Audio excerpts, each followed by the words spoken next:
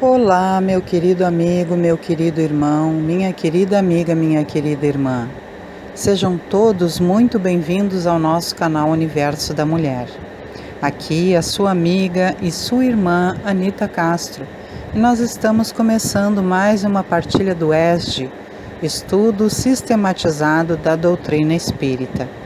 Antes de nós iniciarmos, meus queridos, eu já quero começar pedindo desculpas para todos vocês, porque vocês ouvem aí por trás o som do meu ventilador. Por quê, gente? Eu moro numa casa muito pequena, eu não escondo a vocês a minha condição social, não é mesmo? Desde o princípio vocês sabem que eu sou uma mulher muito humilde, muito simples, e a minha casa é muito pequena, é muito calor ainda. E como eu quase não consigo me movimentar por causa de um problema de ossos que eu tenho, que é bastante grave, eu quase não consigo me movimentar. As minhas gravações, a maioria, são feitas enquanto eu estou sentada com os pés para cima na minha cama. Então, por isso, meus queridos, vocês escutam aí o som do meu ventilador, tá bom? Então eu peço a compreensão de vocês, porque eu não quero parar de fazer as partilhas devido a esse som. Logo que terminar esse calor todo que ainda está persistindo agora no início do outono, eu prometo a vocês que certamente nós não vamos ter mais esse som. Há dias em que eu consigo à noite gravar na minha cozinha, mas aí, gente, eu tenho que gravar de madrugada. E como a minha casa é bem pequenina, eu acabo atrapalhando o sono do meu esposo, que acorda muito cedo para trabalhar. Então eu peço a vocês a compreensão, ok? Que assim que terminar esse calor todo, esse som não vai mais estar presente. Teve até uma amiga que veio me sugerir que eu não fizesse esse som por trás. Eu sei que é desagradável, gente, mas eu prefiro fazer as gravações e compartilhar com vocês para não deixar de ter compromisso do que evitar de ter o som e então não gravar. Então, por isso, me compreendam, meus queridos, porque é verdadeiramente muito calor, a minha casa é muito pequena e eu não consigo me movimentar para outro local para gravar sem esse som, ok?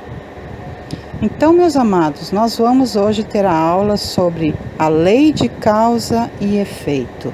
E os objetivos específicos desta aula são refletir sobre o livre-arbítrio e a lei de causa e efeito e analisar o princípio de ação e reação segundo o entendimento espírita.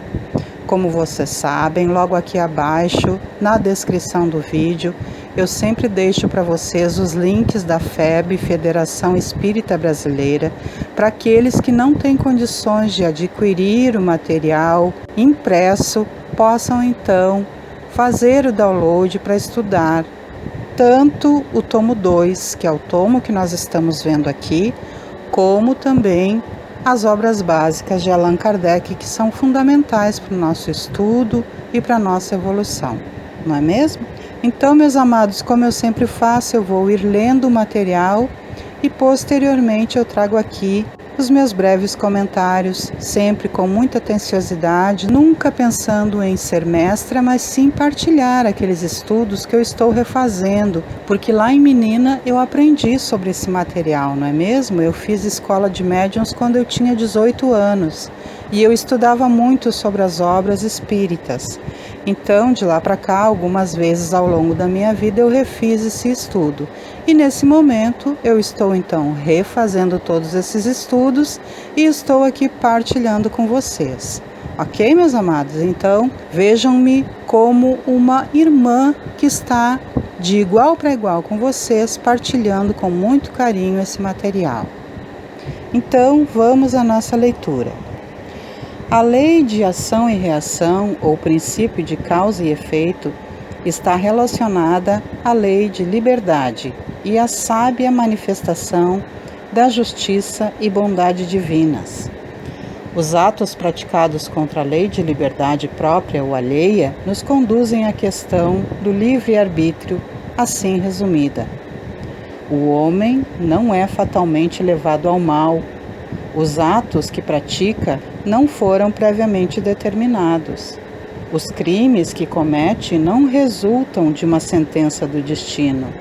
Ele pode, por prova e por expiação, escolher uma existência em que seja arrastado ao crime, quer pelo meio onde se ache colocado, quer pelas circunstâncias que sobrevenham, mas será sempre livre de agir ou não agir. Assim, o livre-arbítrio existe para ele quando, no estado de espírito, ao fazer a escolha da existência e das provas, e como encarnado, na faculdade de ceder ou de resistir ao arrastamento a que todos nos temos voluntariamente submetido. Cabe à educação combater essas más tendências. Meus queridos, só dando um adendo aqui, que essa aula é um pouco longa, mas muito importante para a nossa reflexão. Então fique comigo até o final, para que a gente possa aproveitar desse ensinamento, ok? Então, continuando a nossa leitura.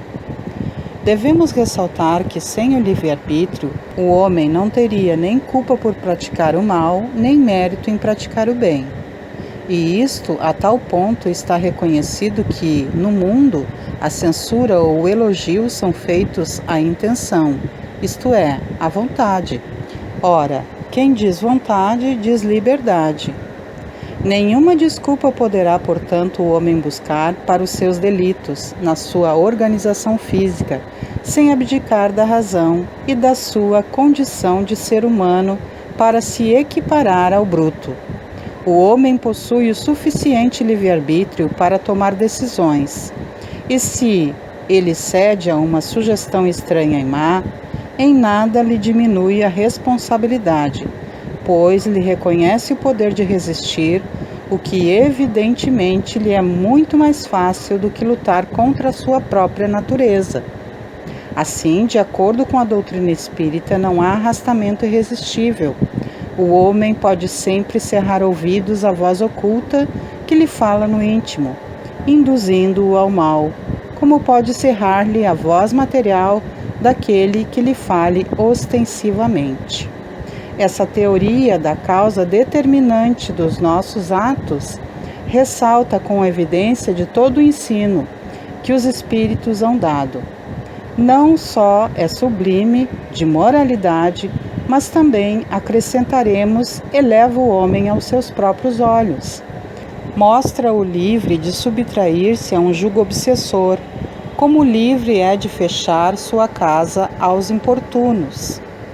Ele deixa de ser simples máquina, atuando por efeito de uma impulsão, independentemente da sua vontade, para ser um ente racional que ouve, julga e escolhe livremente de dois conselhos um. Aditemos que, apesar disso, o homem não se acha privado de iniciativa, não deixa de agir por impulso próprio, pois que, em definitivo, ele é apenas um espírito encarnado que conserva sob o envoltório corporal as qualidades e os defeitos que tinha como espírito. Conseguintemente, as faltas que cometemos têm por fonte primária a imperfeição do nosso próprio espírito, que ainda não conquistou a superioridade moral que um dia alcançará, mas que nem por isso carece de livre-arbítrio. A justiça e bondade divinas estão evidentes nas manifestações da lei de causa e efeito. Desde que admita a existência de Deus, ninguém o pode conceber sem o infinito das perfeições. Ele necessariamente tem todo o poder, toda a justiça, toda a bondade, sem o que não seria Deus. Se é soberanamente bom e justo, não pode agir caprichosamente, nem com parcialidade. Logo, as vicissitudes da vida derivam de uma causa, e pois que Deus é justo, justa há de ser essa causa.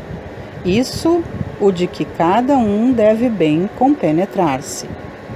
Sendo infinita a justiça de Deus, o bem e o mal são rigorosamente considerados. Não havendo uma só ação, um só pensamento mau que não tenha consequências fatais, como não há uma única ação meritória, um só bom movimento da alma que se perca, mesmo para os mais perversos. Por isso que constituem tais ações um começo de progresso. Se admitimos a justiça de Deus, não podemos deixar de admitir que esse efeito tem uma causa, e se esta causa não se encontra na vida presente, deve achar-se antes desta, porque em todas as coisas a causa deve preceder ao efeito. Há, pois, necessidade de a alma já ter vivido, para que possa merecer uma expiação. A expiação é assim a manifestação da lei de causa e efeito, em decorrência das faltas anteriormente cometidas. Dessa forma, toda falta cometida, todo mal realizado, é uma dívida contraída que deverá ser paga. O espírito sofre, quer no mundo corporal, quer no espiritual, a consequência das suas imperfeições. As misérias, as vicissitudes padecidas na vida corpórea são oriundas das nossas imperfeições. O fato de haver uma relação de causalidade nos problemas, doenças e dores que enfrentamos, consequência de nossas ações, não significa que as causas estejam necessariamente em vidas anteriores. Muitos males que nos afligem têm origem em nosso comportamento na vida atual. E há enfermidades, limitações e deficiências físicas que são decorrentes de mau uso, isto é, usamos mal o corpo e lhe provocamos estragos. Isto acontece particularmente com vícios e indisciplinas que geram graves problemas de saúde. Por esta razão ensinam os espíritos superiores. De duas espécies são as vicissitudes da vida, ou, se preferirem, promanam de duas fontes diferentes que importa distinguir. Umas têm sua causa na vida presente, outras fora desta vida. Remontando-se à origem dos males terrestres, reconhecer-se-á que muitos são consequência natural do caráter e do proceder dos que os suportam. É na vida corpórea que o espírito repara o mal de anteriores existências, pondo em prática resoluções tomadas na vida espiritual. Assim se explicam as misérias e vicissitudes da vida mundana, que à primeira vista parecem não ter razão de ser. Justas são elas, no entanto, como espólio do passado. A quem, então, há de o homem responsabilizar por todas essas aflições, senão a si mesmo? O homem, pois, em grande número de casos, é o causador de seus próprios infortúnios. Mas, em vez de reconhecê-lo, acha mais simples, menos humilhante para sua vaidade, acusar a sorte, a providência, a má fortuna, a má estrela, ao passo que a má estrela é apenas a sua incúria. O conhecimento da lei de causa e efeito nos permite compreender em plenitude a justiça perfeita de Deus. Sentimos que tudo tem uma razão de ser, que nada acontece por acaso.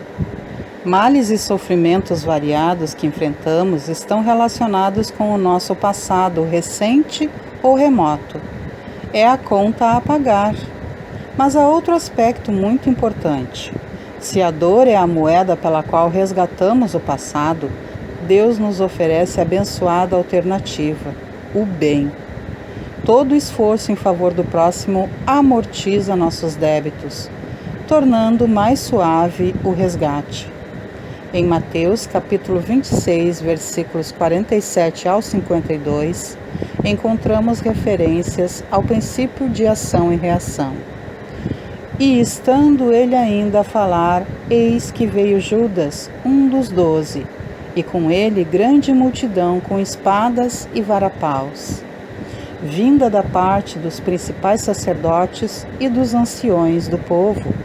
Ora, o que o traía lhes dava um sinal, dizendo: aquele que eu beijar, esse é, prendei-o. E logo, aproximando-se de Jesus, disse: salve, Rabi, e o beijou. Jesus, porém, lhe disse: amigo, a que vieste? Nisto, Aproximando-se eles, lançaram mão de Jesus e o prenderam. E eis que um dos que estavam com Jesus, estendendo a mão, puxou a espada e, ferindo o servo do sumo sacerdote, cortou-lhe uma orelha. Então Jesus lhe disse: mete a tua espada no seu lugar, porque todos os que lançarem mão da espada, a espada morrerão. Lucas informa que em seguida Jesus tocou a orelha do homem e a curou. O apóstolo Paulo diz algo semelhante na Epístola aos Gálatas, no capítulo 6, versículo 7. Não vos enganeis. Deus não se deixa escarnecer, pois tudo o que o homem semear, isso também ceifará. Vemos assim que há uma relação de causalidade entre o mal que praticamos e o mal que sofremos depois. O prejuízo que impomos ao semelhante é débito em nossa conta, na contabilidade divina. Entretanto, é oportuno lembrar que não devemos confundir a lei de causa e efeito com a pena de talião ou com a legislação de Moisés, que preconizavam dente por dente, olho por olho. A lei de causa e efeito, segundo o entendimento espírita, refere-se tanto à manifestação da justiça, bondade e misericórdia divinas, quanto à necessidade evolutiva do ser humano de reparar erros cometidos, decorrentes das infrações cometidas contra a lei de liberdade. Quando Jesus afirma que quem usa a espada com a espada perecerá, ou Paulo proclama que tudo o que semearmos, colheremos, reportam-se ao fato de que receberemos de volta todo o mal que praticarmos, ou em sofrimentos correspondentes, não necessariamente idênticos, o que equivaleria à sua perpetuação. As sanções divinas não dependem do concurso humano. Todo prejuízo causado ao semelhante provocará desajustes em nosso corpo espiritual, o perispírito, os quais, nesta mesma existência ou em existências futuras, se manifestarão na forma de males redentores. A literatura espírita é rica de inúmeros exemplos sobre a lei de causa e efeito. A título de ilustração, citaremos 4 casos. Primeiro caso: verdugo e vítima. O espírito irmão X nos conta a seguinte história. O rio transbordava. Aqui e ali, na crista espumosa da corrente pesada, boiavam animais mortos ou deslizavam toras e ramarias. Vazantes em torno davam expansão ao crescente lençol de massa barrenta. Famílias inteiras abandonavam casebres sob a chuva, carregando aves espantadiças, quando não estivessem puxando algum cavalo magro. Quirino, o jovem barqueiro, que 26 anos de sol no sertão haviam enrijado de todo, ruminava plano sinistro. Não longe, em casinha fortificada, vivia Licurgo, conhecido usuário das redondezas. Todos o sabiam proprietário de pequena fortuna, a que montava a guarda vigilante. Ninguém, no entanto, poderia avaliar-lhe a extensão, porque sozinho envelhecera e sozinho atendia às próprias necessidades. O velho, dizia Quirino de si para consigo, será atingido na certa. É a primeira vez que surge uma cheia como esta. Agarrado aos próprios haveres, será levado de roldão. E se as águas devem acabar com tudo, por que não me beneficiar? O homem já passou dos 70. Morrerá a qualquer hora. Se não for hoje, será amanhã, depois de amanhã. E o dinheiro guardado? Não poderia servir para mim, que estou moço e com pleno direito ao futuro? O aguaceiro caía na tarde fria. O rapaz hesitante bateu à porta da choupana molhada. Seu Licurgo! Seu Licurgo! E ante o rosto assombrado do velhinho que assomara à janela, informou: se o senhor não quer morrer, não demore. Mais um pouco de tempo e as águas chegarão. Todos os vizinhos já se foram. Não, não, resmungou o proprietário. Moro aqui há muitos anos. Tenho confiança em Deus e no rio. Não sairei. Venho fazer-lhe um favor. Agradeço, mas não sairei. Tomado de criminoso impulso, o barqueiro empurrou a porta mal fechada e avançou sobre o velho, que procurou em vão reagir. Não me mate, assassino! A voz rouquenha, contudo, silenciou nos dedos robustos do jovem. Quirino largou para um lado o corpo amolecido como traste inútil. Arrebatou o pequeno molho de chaves do grande cinto e, em seguida, varejou todos os escaninhos. Gavetas abertas mostravam cédulas mofadas, moedas antigas e diamantes, sobretudo diamantes. Enceguecido de ambição, o moço recolhe quanto acha. A noite chuvosa, de serra completa. Quirino toma os despojos da vítima num cobertor e, em minutos breves, o cadáver mergulha no rio. Logo após, volta à casa despovoada, recompõe o ambiente e afasta-se enfim carregando a fortuna. Pausado algum tempo, o homicida não vê que uma sombra se lhe esgueira à retaguarda. É o espírito Licurgo que acompanha o tesouro. Pressionado pelo remorso, o barqueiro abandona a região e instala-se em grande cidade, com pequena casa comercial, e casa-se procurando esquecer o próprio arrependimento, mas recebe o velho Licurgo reencarnado por seu primeiro filho. Segundo caso, dívida agravada. O espírito André Luiz nos relata a manifestação da lei de causa e efeito numa situação muito comum na atualidade. O assistente Silas interrompeu a operação socorrista e falou-nos bondoso. Temos aqui asfixiante problema de conta agravada. E designando a jovem mãe, agora extenuada, continuou. Marina veio de nossa mansão para auxiliar a Jorge e Zilda, dos quais se fizera devedora. No século passado, interpôs-se entre os dois, quando recém-casados, impelindo-os a deploráveis leviandades, que lhes valeram angustiosa demência no plano espiritual.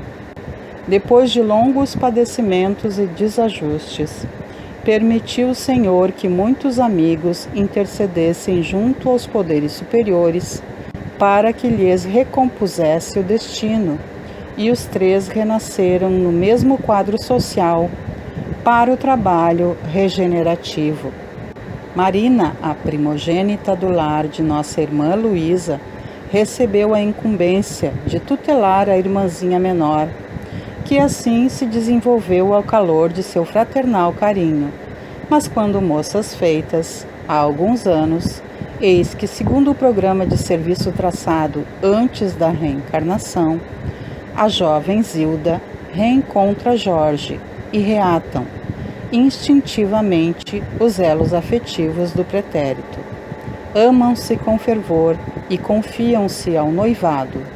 Marina, porém, longe de corresponder às promessas esposadas no mundo maior, pelas quais lhe cabia amar o mesmo homem no silêncio de renúncia construtiva, amparando a irmãzinha, outrora repudiada esposa, nas lutas purificadoras que a atualidade lhes ofertaria, passou a maquinar projetos inconfessáveis, tomada de intensa paixão. Completamente cega e surda aos avisos da sua consciência, começou a envolver o noivo da irmã em larga teia de seduções. e atraindo para o seu escuso objetivo o apoio de entidades caprichosas e enfermiças, por intermédio de doentios desejos, passou a hipnotizar o moço espontaneamente com o auxílio de vampiros desencarnados, cuja companhia aliciara sem perceber. E Jorge, inconscientemente dominado, transferiu-se do amor por Zilda à simpatia por Marina. Observando que a nova afetividade lhe crescia assustadoramente no íntimo, sem que ele mesmo pudesse controlar-lhe a expansão. Decorridos breves meses, dedicavam-se ambos a encontros ocultos, nos quais se comprometeram um com o outro na maior intimidade. Zilda notou a modificação do rapaz, mas procurava desculpar-lhe a indiferença à conta de cansaço no trabalho e dificuldades na vida familiar. Todavia, faltando apenas 2 semanas para a realização do consórcio, surpreende-se a pobrezinha com a inesperada e aflitiva confissão. Jorge expõe-lhe a chaga que lhe excrucia o mundo interior. Não lhe nega admiração e carinho, mas desde muito reconhece que somente Marina deve ser-lhe a companheira no lar. A noiva preterida sufoca o pavoroso desapontamento que a subjuga e aparentemente não se revolta, mas, introvertida e desesperada, consegue na mesma noite do entendimento a dose de formicida com que põe termo à existência física. Alucinada de dor, Zilda, desencarnada, foi recolhida por nossa irmã Luísa, que já se achava antes dela em nosso mundo, admitida na mansão pelos méritos maternais. A genitora, desditosa, rogou o amparo de nossos maiores. Na posição de mãe, apiedava-se de ambas as jovens, uma vez que a filha traidora, aos seus olhos, era mais infeliz que a filha escarnecida, embora esta última houvesse adquirido o grave débito dos suicidas, em seu caso atenuado pela alienação mental em que a moça se vira, sentenciada sem razão a inqualificável abandono. Examinando o assunto carinhosamente pelo ministro Sanzio, determinou ele que Marina fosse considerada devedora em conta agravada por ela mesma, e logo após a decisão providenciou para que Zilda fosse recambiada ao lar para receber aí os cuidados merecidos. Marina falhara na prova de renúncia em favor da irmã, que lhe era credora generosa, mas condenara-se ao sacrifício pela mesma irmãzinha, agora imposta pelo aresto da lei ao seu convívio, na situação de filha terrivelmente sofredora e imensamente amada. Foi assim que Jorge e Marina livres casaram-se, recolhendo da terra a comunhão afetiva pela qual suspiravam. Entretanto, 2 anos após o enlace, receberam Zilda, em rendado berço, como filhinha estremecida, mas, desde os primeiros meses do rebento adorado, identificara-lhe a dolorosa prova. Zilda, hoje chamada Nilda, nasceu surda-muda e mentalmente retardada, em consequência do trauma perispirítico experimentado na morte por envenenamento voluntário. Inconsciente e atormentada nos refolhos do ser, pelas recordações asfixiantes do passado recente, chora quase que dia e noite. Quanto mais sofre, porém, mais ampla ternura recolhe dos pais, que a amam com extremados desvelos de compaixão e carinho. Silenciou o assistente. Achávamos-nos, eu e Hilário, assombrados e comovidos. O problema era doloroso do ponto de vista humano, contudo encerrava precioso ensinamento da justiça divina. Terceiro caso: dívida e resgate. Relata-nos, irmão X, emocionante manifestação da lei de causa e efeito ocorrida entre os séculos XIX e XX. Na antevéspera do Natal de 1856, Dona Maria Augusta Correia da Silva, senhora de extensos haveres, retornava à fazenda, às margens do Paraíba, após quase um ano de passeio repousante na corte. Acompanhada de numerosos amigos que lhe desfrutariam a festiva hospitalidade, a orgulhosa matrona, na tarde chuvosa e escura, recebia os 62 cativos de sua casa, que sorridentes e humildes lhe pediam a bênção.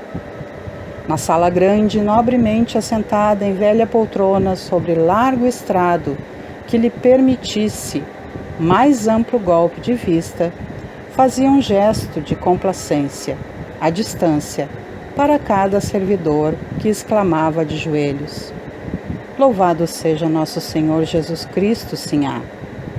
Louvado seja, acentuava Dona Maria, com terrível severidade, a transparecer-lhe da voz. Velhinhos de cabeça branca, homens rudes do campo, mulheres desfiguradas pelo sofrimento, moços e crianças desfilavam nas boas-vindas. Contudo, em ângulo recuado, pobre moça mestiça, sustentando nos braços duas crianças recém-nascidas, sob a feroz atenção de capataz desalmado, esperava a sua vez. Foi a última que se aproximou para a saudação. A fazendeira soberana levantou-se empertigada, chamou para junto de si o cérebro humano que seguia de perto a jovem escrava, e antes que a pobrezinha lhe dirigisse a palavra, falou-lhe duramente: Matilde, guarde as crias na senzala e encontre-me no terreiro. Precisamos conversar. A interpelada obedeceu, sem hesitação, e afastando-se do recinto na direção do quintal, Dona Maria Augusta e o assessor, de azorrague em punho, cochichavam entre si. No grande pátio, que a noite agora amortalhava em sombra espessa, a mãezinha infortunada veio atender a ordenação recebida. Acompanhe-nos, determinou Dona Maria austeramente. Guiadas pelo rude capitão do mato, as duas mulheres abordaram a margem do rio transbordante. Nuvens formidandas coavam no céu os medonhos rugidos de trovões remotos.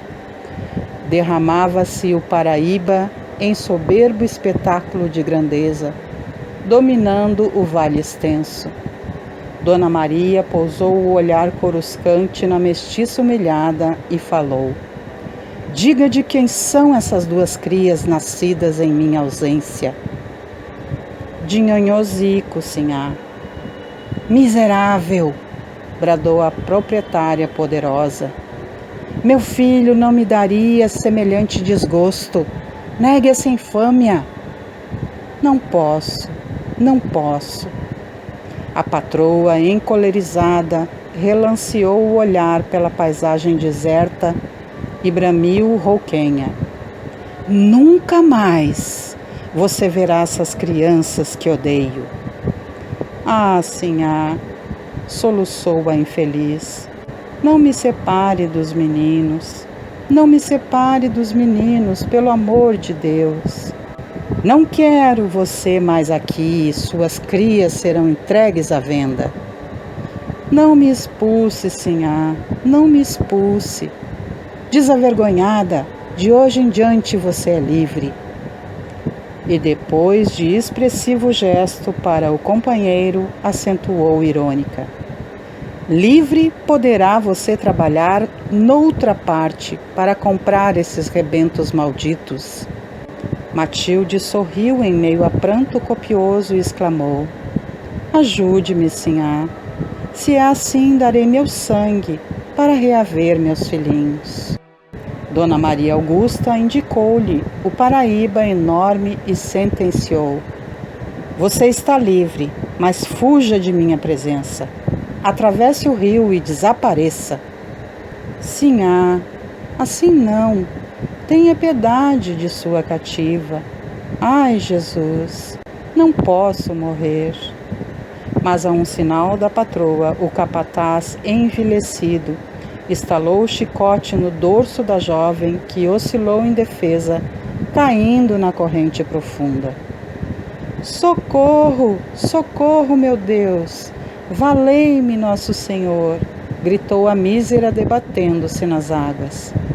Todavia, daí a instantes, apenas um cadáver de mulher descia o rio abaixo ante o silêncio da noite. 100 anos passaram. Na antevéspera do Natal de 1956, Dona Maria Augusta Correia da Silva, reencarnada, estava na cidade de Passa Quatro, no sul de Minas Gerais.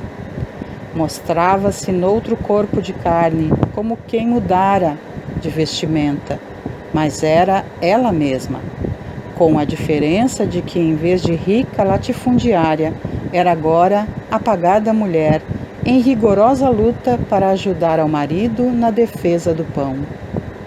Sofria no lar as privações de escravos de outro tempo. Era mãe padecendo aflições e sonhos. Meditava nos filhinhos ante a expectação do Natal, quando a chuva sobre o telhado se fez mais intensa. Horrível temporal desabava na região. Alagara-se tudo em derredor da casa singela. A pobre senhora, vendo a água invadir-lhe o reduto doméstico, avançou para fora, seguida do esposo e das crianças. As águas, porém, subiam sempre em turbilhão envolvente e destruidor, arrastando o que se lhes opusesse à passagem. Diante da ex-fazendeira, erguia-se um rio inesperado e imenso, e em dado instante, esmagada de dor, ante a violenta separação do companheiro e dos pequeninos, tombou no caudal, gritando em desespero: Socorro, socorro, meu Deus! Valei-me, nosso Senhor! Todavia, decorrido alguns momentos, apenas um cadáver de mulher descia corrente abaixo, ante o silêncio da noite.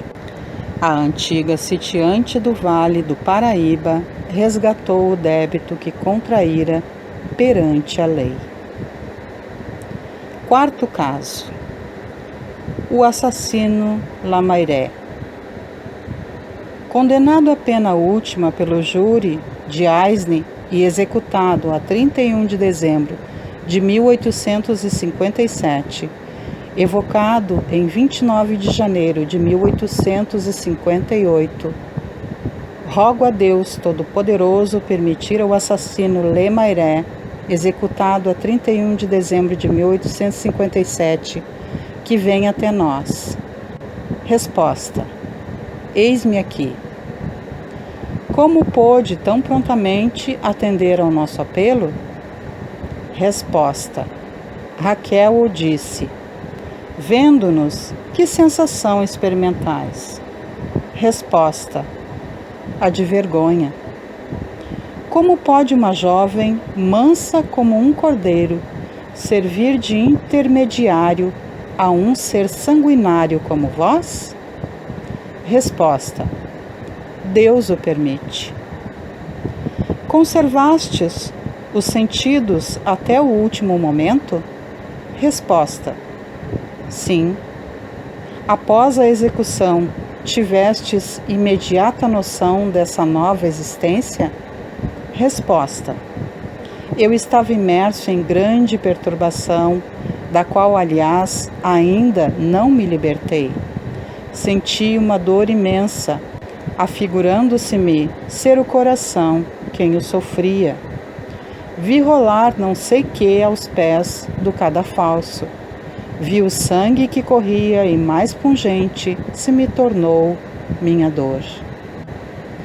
Era uma dor puramente física, análoga à que resultaria de um grande ferimento pela amputação de um membro, por exemplo?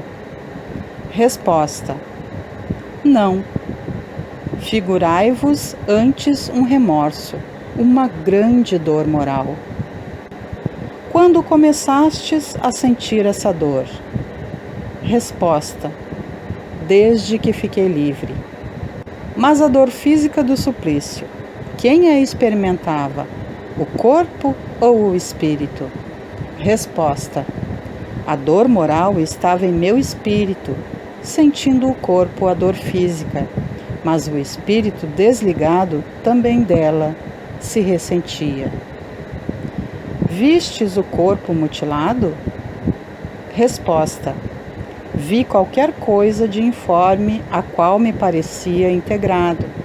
Entretanto, reconhecia-me intacto, isto é, que eu era eu mesmo. Que impressões vos advieram desse fato? Resposta: eu sentia bastante a minha dor, estava completamente ligado a ela. Será verdade que o corpo vive ainda alguns instantes depois da decapitação, tendo o supliciado a consciência de suas ideias? Resposta: o espírito retira-se pouco a pouco.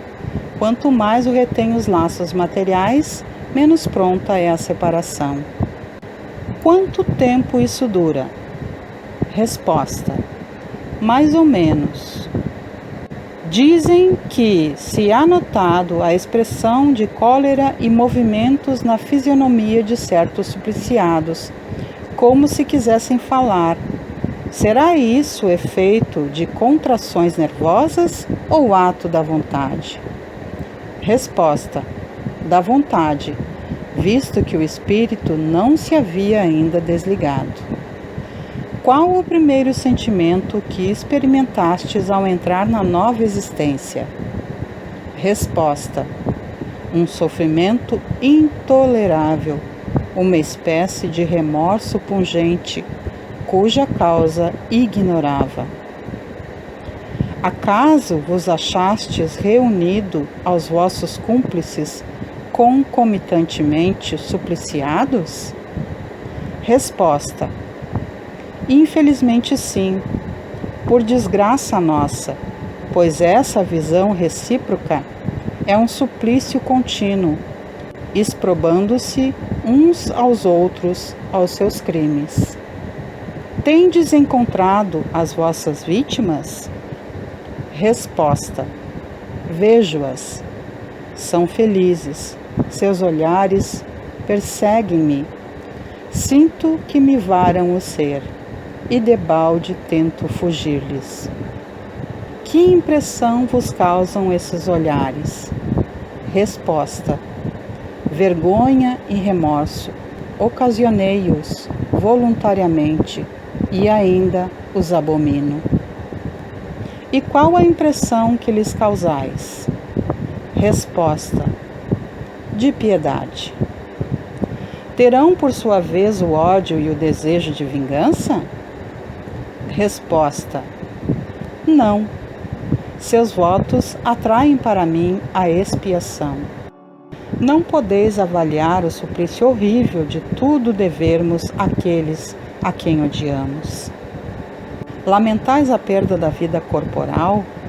Resposta: apenas lamento os meus crimes. Se o fato ainda dependesse de mim, não mais sucumbiria. Como fostes conduzido à vida criminosa que levastes?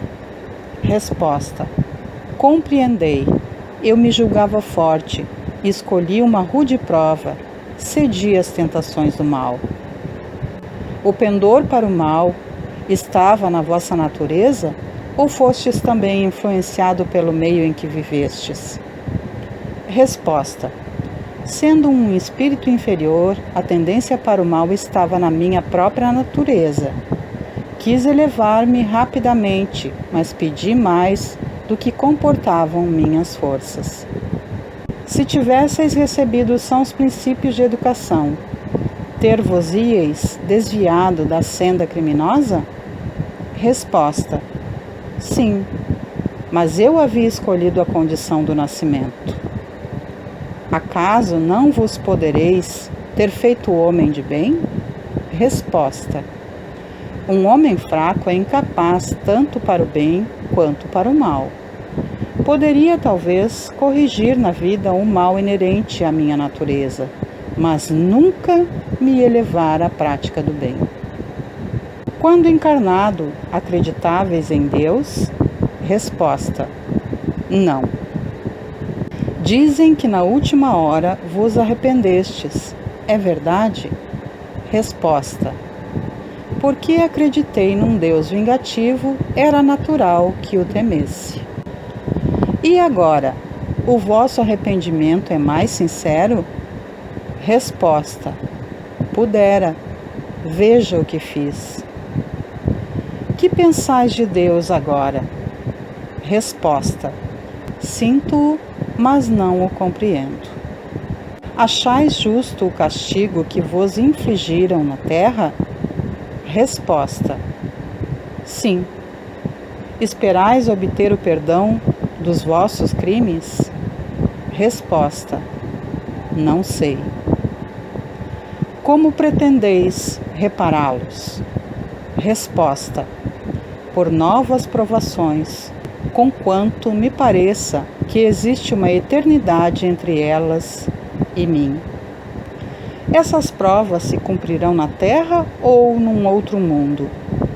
Resposta: não sei.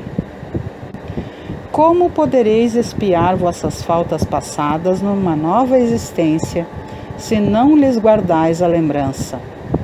Resposta: delas terei a presciência. Onde vos achais agora? Resposta: estou no meu sofrimento. Perguntamos qual o lugar em que vos encontrais. Resposta: perto de Hermance. Estais reencarnado ou errante? Resposta: errante. Se estivesse reencarnado, teria esperança. Já disse, parece-me que a eternidade está entre mim e a expiação.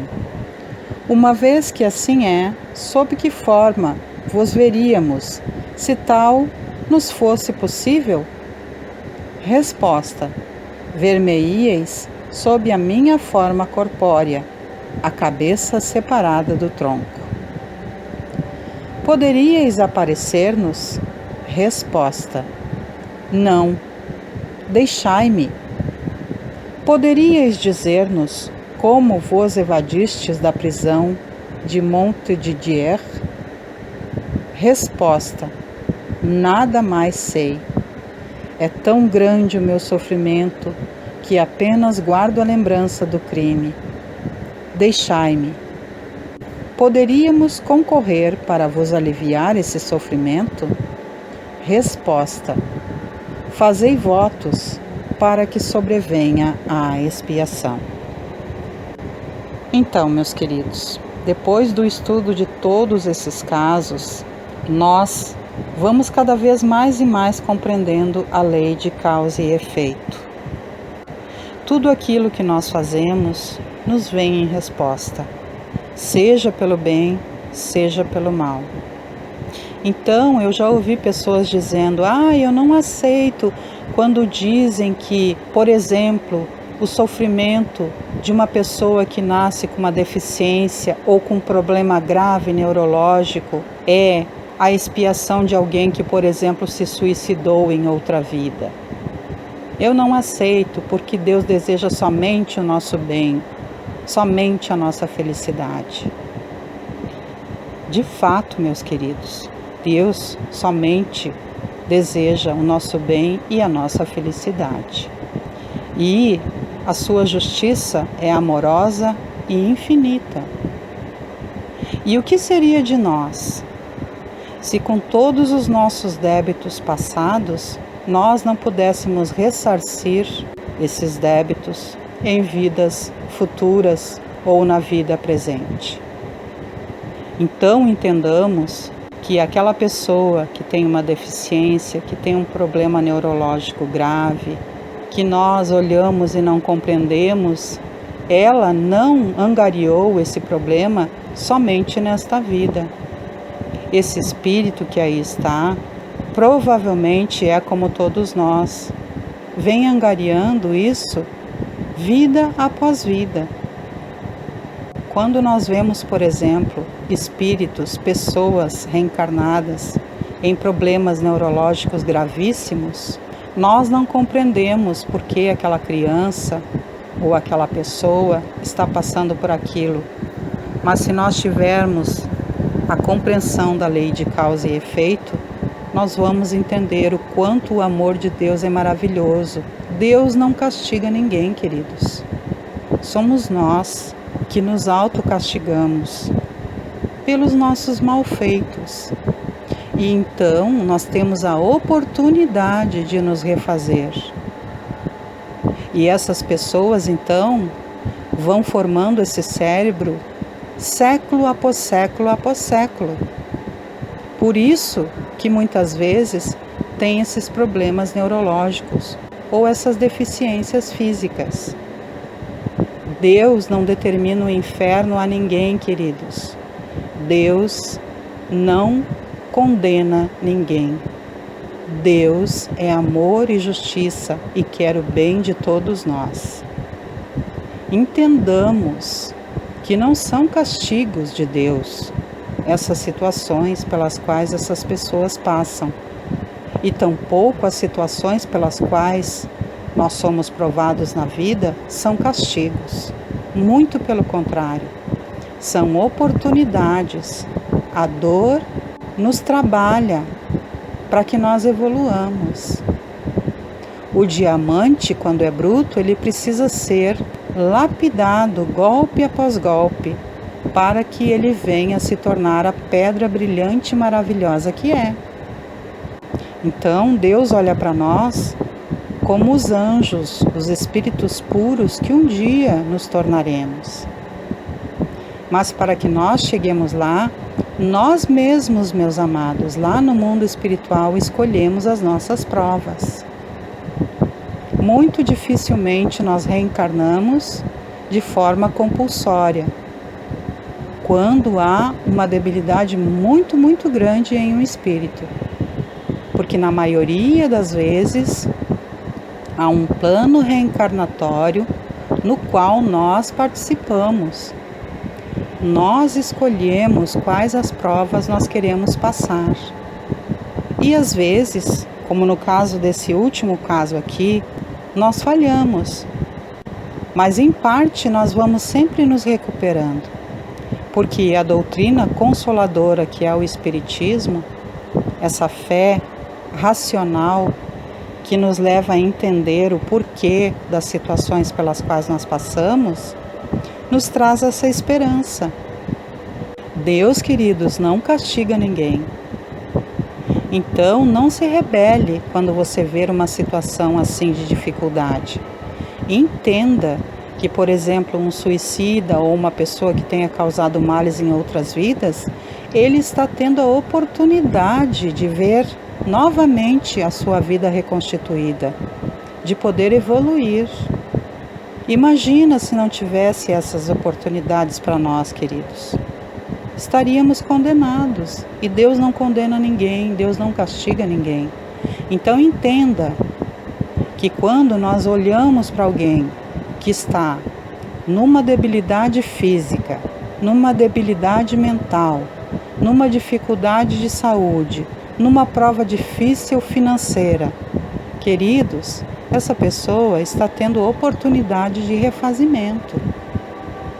Quer talvez sejamos nós ou os nossos amados que estão passando por isso.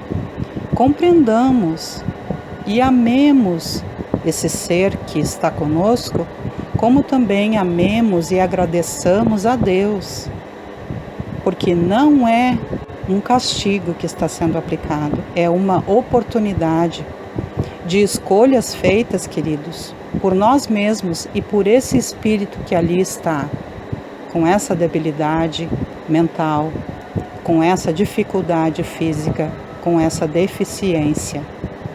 Compreendamos e agradeçamos as oportunidades de evolução. Busquemos refletir sobre isso. E não saiamos por aí dizendo que, mas se fulano nasceu assim, com essa deficiência, é porque Deus está castigando por causa de outra vida. Não! Ao contrário, Deus está oportunizando. Escolhas feitas por nós no nosso planejamento reencarnatório, junto com os mentores, que há toda uma equipe, queridos, para que a gente possa reencarnar.